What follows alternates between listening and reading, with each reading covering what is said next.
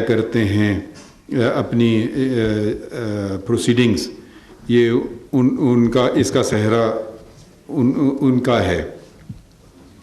Proceedings یہ ان کا اس کا صحرا ان کا ہے. آج کی جو نشست ہے یہ عدالت عالیہ اور عدالت عظمیٰ کے صحافیوں کے لیے مقرر کی گئی ہے. آپ ہی کے ذریعے عدالتی فیصلوں اور کارروائی کی معلومات عوام تک پہنچتی ہے، اور معلومات ایک بہت مؤثر ہتھیار ہے. ایک امریکن سپریم کورٹ کے جج لوئی برانڈیز نے کہا تھا، sunlight is the best disinfectant. اس کا کچھ اردو کا ترجمہ شاید ایسے ہو، سب سے اچھی جراثیم کش سورج کی روشنی ہے. سورج کی روشنی سے مجھے یاد آیا جب ہم چھوٹے تھے کوئٹہ میں سردی بھی بہت شدت سے پڑتی تھی اور گرمی بھی، تو گرمیوں کے اور جو کپڑے ہوتے تھے وہ ٹرنکس میں جاتے تھے، پھر سردیوں کے نکلتے تھے، لحاف نکلتے تھے. تو والدہ میری وہ دھوپ میں ان کو ڈالتی تھیں، اور دھوپ سے ہی کیڑے مکوڑوں کا بہترین خاتمہ ہو جاتا ہے، آپ کو کوئی دوائی لگانے کی بھی ضرورت نہیں پڑتی ہے. تو یہی دھوپ اور یہی روشنی اگر ہم دکھاتے چلیں تو معاشرہ تبدیل ہو سکتا ہے. یہی بات ہمارے آئین میں بھی اندراج ہے. آج کی محفل سے مطابق 2 شقیں ہیں ایسی جو نہایت اہم ہیں. ایک شق 19 ہے جس میں فریڈم آف دا پریس کا بالخصوص صحافت کی آزادی کا بالخصوص ذکر ہے. اور دوسری شق ہماری مرضی نہیں ہے کہ ہمیں آپ کو بتائیں یا نہ بتائیں. اب یہ آپ کا رائٹ ٹو انفارمیشن، یہ آپ کا حق بن چکا ہے، بنیادی حق. آپ سے مراد ہر شہری، پاکستان کے ہر شہری کا. اور کچھ دن ہی پہلے ایک کیس سپریم کورٹ میں آیا جو ایک عام شہری نے، مختار احمد علی صاحب نے دائر کیا 2 فیصلوں کے خلاف. ایک کمیشن ہے رائٹ ٹو انفارمیشن کمیشن، اس نے ایک درخواست دی گئی سپریم کورٹ میں کہ آپ یہ ہمیں بتائیے کہ کتنے ملازمین ہیں، کتنی خواتین ہیں، وغیرہ وغیرہ. تو ان کو جواب نہیں ملا تو انہوں نے شکایت کی کمیشن کو کہ یہ قانون کے مطابق، جو قانون ہے اس کے مطابق مجھے یہ بتایا نہیں گیا. تو کمیشن نے حکم دیا کہ بتایا جائے. رجسٹرار سپریم کورٹ نے اس کمیشن کے فیصلے کو اسلام آباد ہائی کورٹ میں چیلنج کیا. پہلے ایک جج کے سامنے، پھر انٹرا کورٹ اپیل میں 2 جج صاحبان کے، اور وہ ٹیکنیکل بنیادوں پہ وہ رجسٹرار جیت گئے اور ان کو معلومات فراہم نہیں کی گئی. اب آیا یہ فیصلے سپریم کورٹ میں. قانون یہ کہتا ہے کہ جو ادارے وفاقی حکومت کے تابع ہیں وہ ان پہ یہ لازم ہے کہ وہ یہ معلومات فراہم کریں. سپریم کورٹ یہ ایسا ادارہ نہیں ہے، مگر سپریم کورٹ بھی 19A جو بنیادی حقوق ہے اس کے تابع ہے. تو ہم نے یہ فیصلہ کیا کہ قانون کے تحت تو نہیں مگر آئین کے تحت یہ جو معلومات حاصل کرنے کی کوشش کی گئی ہمیں دینا چاہیے ہے. اور حکم دیا کہ رجسٹرار 7 دن میں یہ معلومات فراہم کرے. اور یہ بھی کہا گیا کہ کیونکہ وہ فیصلوں کو چیلنج نہیں کرنا چاہیے تھا ہائی کورٹ میں، تو جتنا خرچہ ہوا ہے مختار احمد صاحب کا وہ بھی واپس کیا جائے. یہ فیصلہ انگریزی میں ہے. آپ کو چاہیے کہ اس کا ترجمہ کریں. ہمارے تقریباً ہر اہم فیصلے سپریم کورٹ کی ویب سائٹ پہ لگا دیے جاتے ہیں جو www.supremecourt.gov.pk سے آپ ادھر تک جا سکتے ہیں. تو آپ کو پہلے خریدنا پڑتا تھا, کاغذ لینا پڑتا تھا, سرٹیفائڈ کاپی وکیلوں تک کہ بھئی فیصلے میں کیا ہوا. اب بہت آسان ہے آپ کے لیے, آپ ہر شہری معلومات کر سکتا ہے. اب ہم نے اس فیصلے میں لکھا, میں انگریزی میں پڑھ دیتا ہوں جو انگریزی میں ہے. What previously may have been on a need to know basis, Article 19A of the Constitution has transformed it to a right to know. کہ پہلے جو معلومات کہ آپ کو کیوں چاہیے معلومات سوال کیا جا سکتا تھا, اب الٹ ہو گیا ہے. اب آپ کو کہنے کی ضرورت نہیں ہے, آپ کو صرف کہنا میرا حق ہے معلومات حاصل کرنے کا. تو جو اگلا جملہ ہے, the burden has shifted from those seeking information to those who want to conceal it. پہلے ان پہ تھا کہ آپ بتائیں کیوں آپ کو چاہیے ہے, مگر اب جو شخص معلومات نہیں دینا چاہتا ہے یا ادارہ, اس کو بتانا ہوگا کہ وہ یہ معلومات کیوں نہیں دینا چاہتا ہے. تو یہ میرے خیال میں ایک بنیادی فرق آ گیا.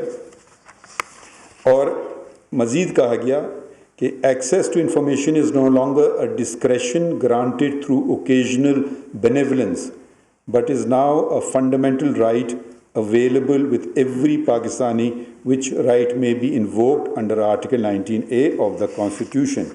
یعنی کہ اب یہ کوئی فراخ دلی کی بات نہیں ہے ادارے کی کہ وہ آپ کو یہ معلومات دے یا نہ دے. اب یہ ایک بنیادی حق ہے, اور جو ہر شہری کا بنیادی حق ہے کہ وہ اس معلومات حاصل کر سکے. مزید لکھا گیا, we may observe that it is only when citizens have access to the requisite information can they meaningfully question those paid from the public exchequer and who are meant to serve their interests. The importance of the people's right to information was articulated 200 years ago. مزید یہ لکھا گیا کہ جب شہریوں کو معلومات حاصل ہوگی تبھی وہ ہم سے مراد وہ تمام ادارے, وہ تمام لوگ جس میں عدالت عظمیٰ بھی شامل ہے, جو عوام کے پیسوں سے چل رہی ہے, تو وہ عوام کا ہی کے لیے بہتری کے لیے ہے, اور ان کو عوام تک رسائی ہونا چاہیے ہر معلومات کی. اور معلومات ہی سے احتساب کا عمل بھی شروع ہوتا ہے.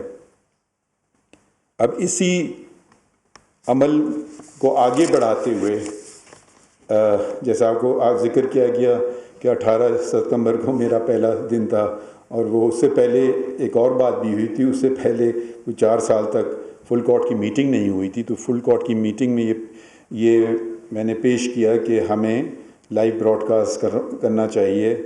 تو ہمارے ساتھیوں نے اس پہ اگری کیا, اور اس کے بعد کورٹ بیٹھی, اور وہ براڈ کاسٹ تو پاکستان ٹیلی ویژن کے توسط سے ہوئی تھی. ہمارے پاس اس وقت یہ ٹیکنالوجی نہیں تھی, مگر اب, اور وہ بہت بہتر تھی, مگر اب ہم نے خود کرنے لگے ہیں, اور تو اس کی کوالٹی اتنی شاید بہتر نہیں, مگر آہستہ آہستہ شاید وہ بھی بہتر ہوتی جائے گی.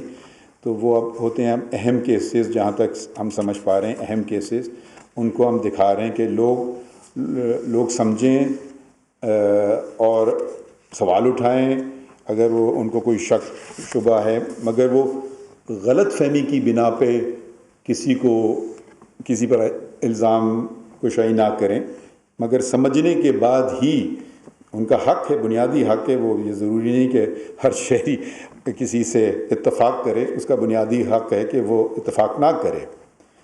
اب اس کے بعد جو قدم اٹھایا, میں نے حلف اٹھایا تھا 17 ستمبر کو, تو 3 ماہ پورے ہوتے ہیں 16 دسمبر کو. اتفاقاً وہی دن تھا جب سپریم کورٹ کی چھٹیاں شروع ہوتی ہیں 2 ہفتے سردیوں کی. تو ہم نے سوچا کہ کیونکہ رائٹ ٹو انفارمیشن ہے, مگر ہر شہری شاید خط لکھے کیا پوچھوں کیا نہ پوچھوں، ہم خود ہی کیوں نہیں شہریوں کو بتائیں کہ ہم کر کیا رہے ہیں. تو ہم نے ایک 6 ماہی رپورٹ، یہ پہلی 6 ماہی رپورٹ ہے پاکستان کی عدلیہ کی تاریخ میں جو سپریم کورٹ پیش کر رہی ہے. اور میں نے سوچا کہ اس سے بہتر کیا موقع ہے کہ صحافیوں کے سامنے ہی ہم اپنا احتساب شروع کر دیں. تو یہ رپورٹ آپ آن کر دیں، یہ سپریم کورٹ کوارٹرلی رپورٹ ہے 17 ستمبر سے لے کر 16 دسمبر تک. اور یہ نیچے یہ اس کا لکھا ہوا ہے لنک، کس پہ آپ ابھی 5 منٹ کے بعد یہ آپ تک اس کو آپ لنک آن ہو جائے گا. ابھی تک آن نہیں ہے، اب ہو جائے گا. تو یہ ذرا اگر آپ چلاتے رہیں آہستہ تو جلدی تو آگے بڑھیے. تو یہ ہم نے یہ پہلی رپورٹ ہے، اس میں اس فیصلے کا ذکر ہے، یہ جو ابھی انفارمیشن کا آپ کا شہریوں کا بنیادی حق ہے. پھر اس کے بعد جو اہم فیصلے ہیں اس میں آئینی فیصلے مطلب، اور اس میں تھوڑا سا مختصراً بتایا گیا ہے، مگر آپ تھوڑے نیچے جائیں گے تو اس کا اگر آپ کو پورا فیصلہ پڑھنا چاہیں تو آپ پورا فیصلہ بھی نیچے پڑھ سکتے ہیں، وہ بھی سپریم کورٹ کی ویب سائٹ پہ ہے. تو یہ آئینی فیصلے ہیں، پھر اس کے بعد بنیادی حقوق کے یا ہیومن رائٹس کیسز کے فیصلے ہیں، پھر پبلک انٹرسٹ کیسز کا تذکرہ ہے. اور یہ صرف یہ جو 3 مہینے میں اس میں فوجداری مقدمات ہیں، پھر سول مقدمات ہیں. اچھا، پھر آپ صفحہ 8 پہ یہ ہم نے بتایا آپ کو کہ اسی دورانیے میں کتنے فیصلوں کا فیصلہ ہوا.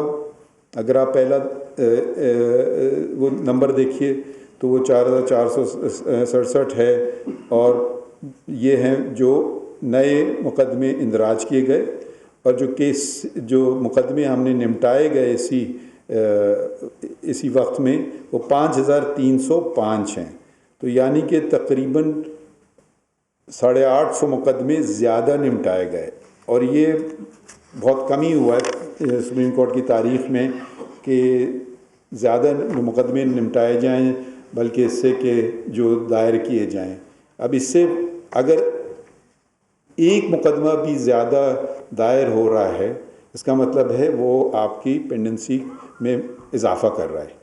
تو جو ہمارا ہدف ہے، ہماری کوشش یہ ہے کہ کم از کم ہم کم سے کم مقدمے مطلب زیادہ سے زیادہ مقدمے نمٹائیں ان کے، اگر ان سے کمپیئر کریں جو مقدمے دائر ہو رہے ہیں ابھی.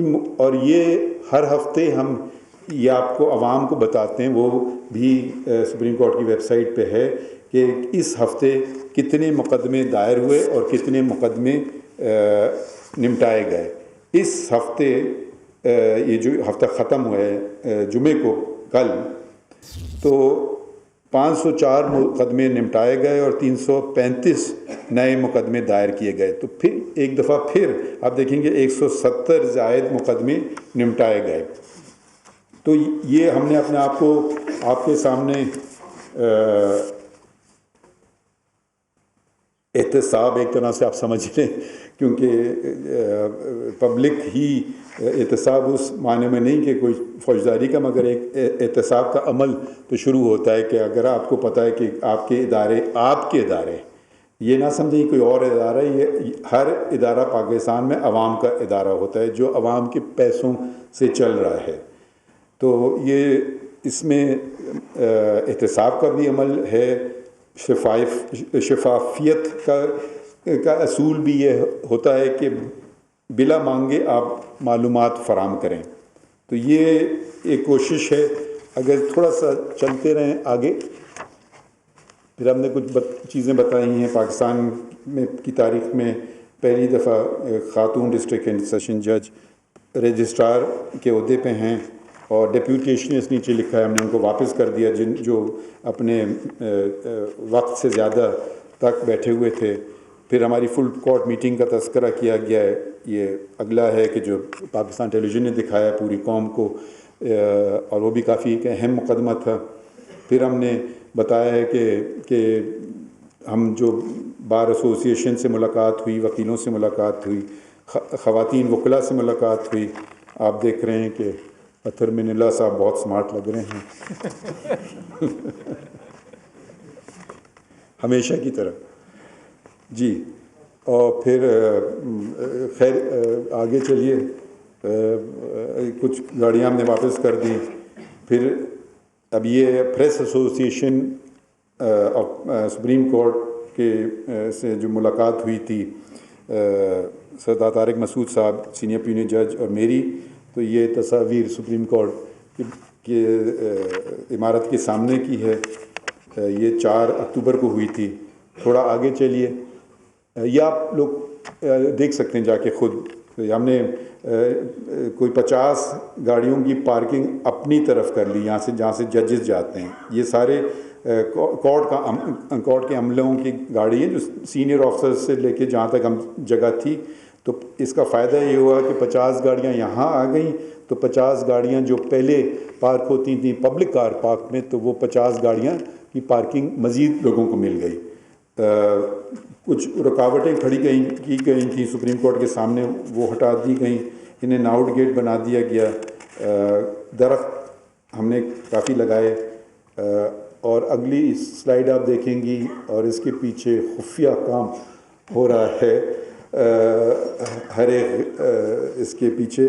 یہ انشاءاللہ آپ جلد دیکھیں گے. یہ ہم نے ایک فنڈامنٹل رائٹس مونیومنٹ بنا رہے ہیں، کیونکہ میں دیکھتا تھا کہ جو سپریم کورٹ کا جو آگے کا حصہ ہے وہ کسی کے استعمال میں نہیں ہے.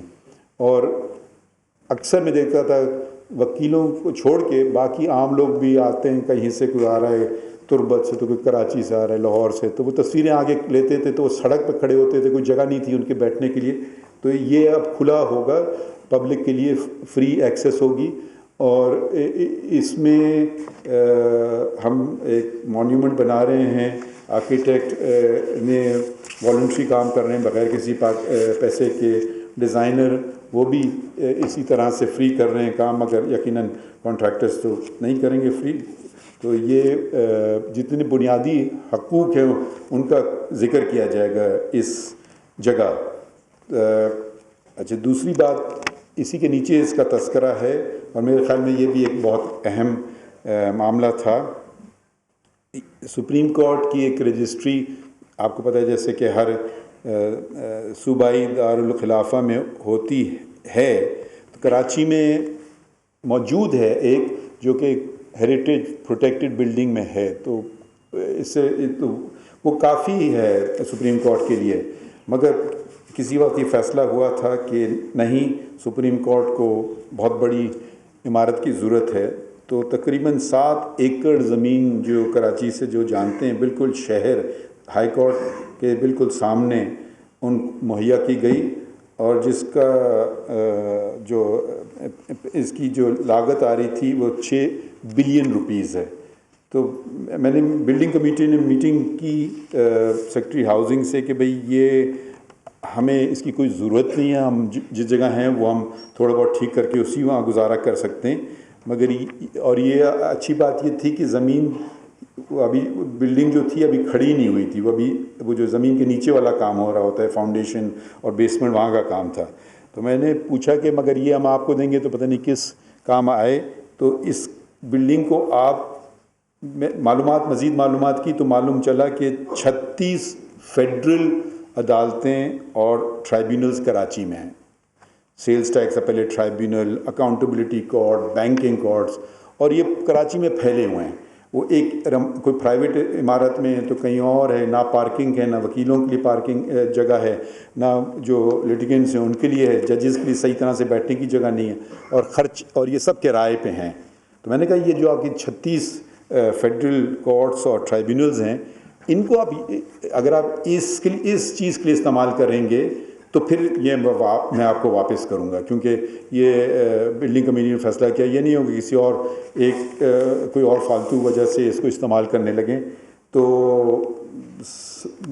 اور بھی میٹنگز ہوئیں تو حکومت بھی خوش ہو گئی کہ بھئی ان کے بھی پیسے بچتے ہیں، اور ان نہ صرف ایک دفعہ کے لیے مگر ہر ماہ جو وہ کرائے دیتے ہیں، یہ 36 جگہوں کے وہ بھی بچیں گے، اور ایک سیکیور لوکیشن ہوگا، وکیلوں کے لیے فائدہ ہوگا کہ بالکل ہائی کورٹ کے نزدیک ہے تو ایک جگہ گاڑی پارک کر دی دوسری جگہ جا سکتے ہیں۔ تو ہر لحاظ سے ہم نے دیکھا کہ اس کا کوئی منفی کچھ نہیں ہے، بس سب فائدے ہی فائدے ہیں۔ تو انشاءاللہ ابھی ہم کہہ رہے ہیں کہ ان کو جلدی کریں اب، کیونکہ ہم اس کو واپس لے لیں گے۔ اور بھی آپ اگر تھوڑا چلتے رہیں، یہ ایک اور ہماری آٹومیشن کمیٹی کی ہے، مختلف کمیٹیز ہیں سپریم کورٹ میں، یہ محمد علی مظہر صاحب اور سید منصور علی شاہ صاحب اس کے ہیڈز ہیں۔ لا کلرکشپ پروگرام کمیٹی ہے، پھر آپ یہ بھی ایک ٹیلی کاسٹ کمیٹی جس کا میں ذکر کر چکا ہوں، اور ایک اور اہم کمیٹی کہ اس پہ وکیلوں کی تنظیموں نے وقتاً فوقتاً کہا تھا کہ جو جج نامنیٹ کرنے کا جو سلسلہ ہے کہ وہ جوڈیشل کمیشن آف پاکستان جو نام بھیجیں ان کے پاس، یہ اس سے خوش نہیں تھے۔ تو ہم نے کہا اس مسئلے کو ہم حل کرنے کی کوشش کرتے ہیں، اور یہ کمیٹی تشکیل دی گئی ہے، اور جلد ہی اس کمیٹی نے کافی کام کیا ہے، اور اس پہ بھی انشاءاللہ ہم جو میرے خیال میں یہ وکیلوں کی تنظیم یا اور عدلیہ میں ایسا کچھ فرق نہیں ہے اگر ایک ہی ہدف ہو، اور وہ ہدف ہے کہ لوگوں کو اچھے ججز اپوائنٹ کیے جائیں جو کام کرنا چاہتے ہیں، جن کا ریپوٹیشن اچھا ہے، جو قانون اچھی طرح سمجھتے ہیں۔ تو اس میں میرے خیال میں دو کوئی رائے نہیں ہو سکتی ہیں۔ تو ایک دوسرے کو شک کی نظر سے نہ دیکھیں، مگر ایک دوسروں کو سمجھیں کہ ہاں یہ بھی ہمارا ہاتھ بٹانے آئے ہیں۔ تو یہ کمیٹی نے اسی طرز پہ کام کیا ہے، انشاءاللہ اس پہ بھی آپ کو آگے چل کے ہم بتائیں گے۔ پھر اگلا ایک ہمارے کچھ انٹرنیشنل انگیجمنٹس ہوتے ہیں، کچھ ان کا تذکرہ ہے کہ آپ لوگوں کو پتہ چلے کہ یہ کچھ اور بھی ججز کو کرنا ہوتا ہے، کیونکہ دنیا سے ہم الگ نہیں ہونا چاہتے ہیں، دنیا میں رہتے ہیں، وہ ہم سے سیکھتے ہیں، ہم ان سے سیکھتے ہیں، تو ججز کے لیے بھی بہتر ہے۔ پھر ہمارے کچھ لوکل فنکشنز ہیں جہاں مجھے بلایا گیا، اور ادھر میں اس کی اگلی ہے، اب کئی قوانین ہیں پاکستان کے، یہ آپ دیکھیں گے یونیورسٹیز، آپ سوچیں گے یونیورسٹی سے ہمارا کیا تعلق ہے۔ کئی قوانین ہیں پاکستان کے جس میں لکھا گیا ہے کہ چیف جسٹس یا اس کا نمائندہ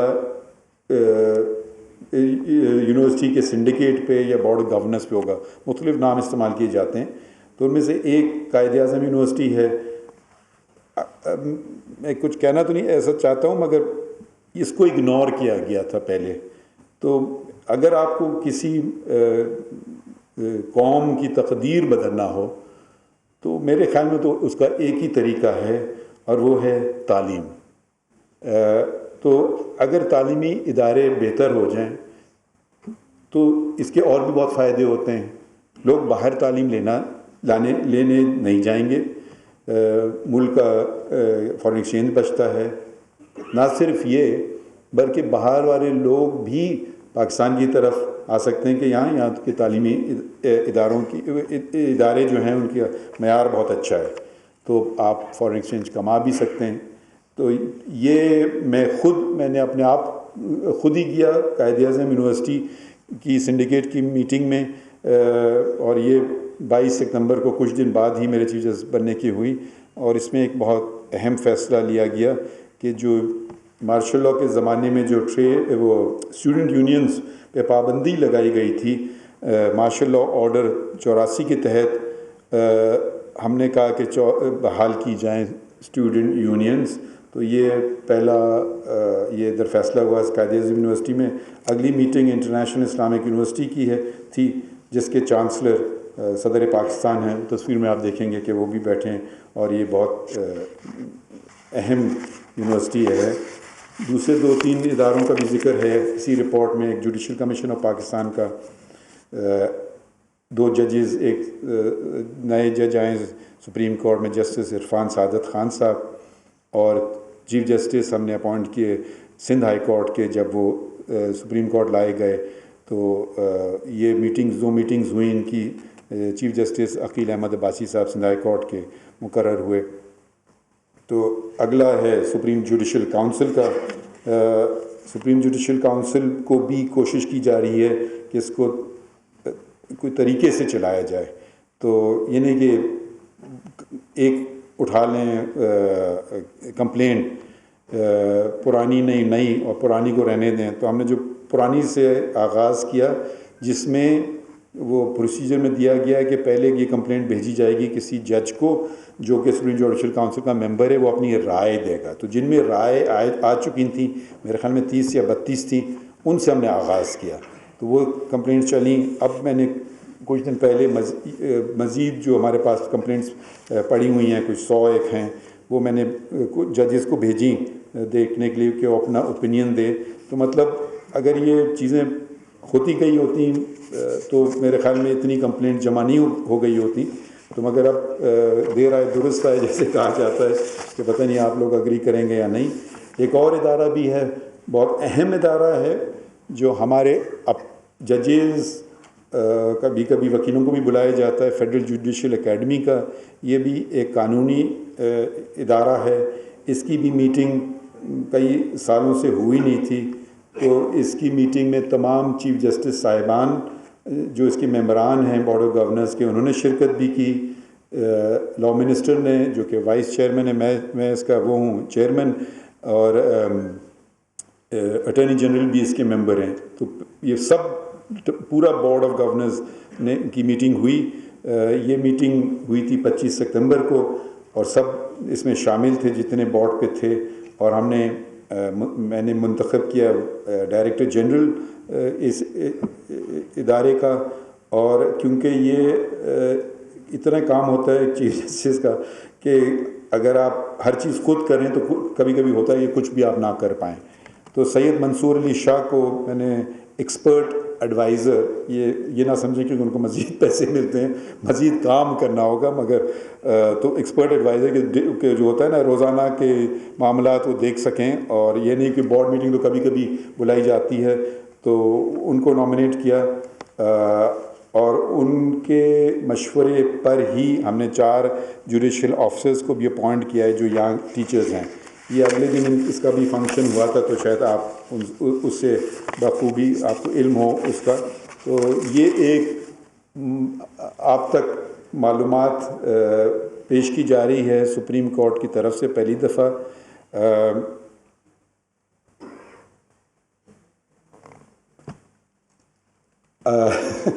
جی، اب میں بس آپ کا ایک دفعہ پھر شکریہ ادا کرنا چاہتا ہوں کہ مجھے کسی نے کہا تھا کہ آپ اپنا حال دل صحافیوں کو نہ سنائیے گا کہ اس میں پھر وہ کئی زاویوں سے لکھیں گے۔ تو خیر میں نے حال دل تو نہیں سنایا، مگر ایک شعر سنا دیتا ہوں معین شاداب صاحب کا۔